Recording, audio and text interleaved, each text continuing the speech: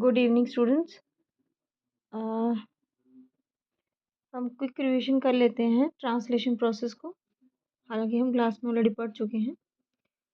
Translation means synthesis of protein. इसमें सबसे पहला स्टेप जो आएगा एक्टिवेशन ऑफ अमाइनो एसिड्स। इसमें अमाइनो एसिड की एक्टिवेशन होगी, एटीपी के साथ बाइंडिंग होगी in the presence of enzyme aminoacyl tRNA synthetase. Bind हो जाएगा अमाइनो एसिड, एएमपी के साथ कम्प्लेक्स बनाएगा। उसके बाद चार्जिंग होगी एक्टिवेटेड अमाइनो एसिड की, और उसके बाद एएमपी एंजाइम और टीआरएनए कम्प्लेक्स बनेंगे। Aminoacyl tRNA plus AMP plus enzyme.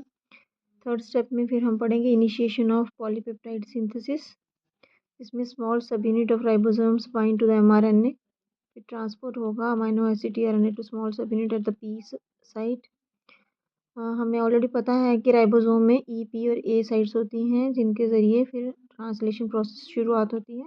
Larger सब unit combines with the smaller सब unit of the ribosome in the presence of Mg2 positive, then elongation of polypeptide chain, then second amino acid binds to the A site of the ribosome. Peptide bond is formed between the A1 and A2 by the peptidyl transferase enzyme का नाम आपने याद रखना है। उसके बाद termination जो है पॉलीपेप्टाइड सिंथेसिस में, it occurs with the appearance of one of the termination codon. वो आपको पता है UAA, UAG और UGA ए साइड पे जब भी वो अपीयर होंगे उसके बाद टर्मिनेशन हो जाएगी।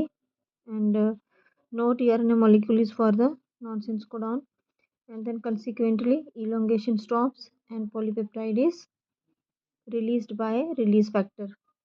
And you can also draw this diagram also. It will help you to write in your final examination. This chart you can revise.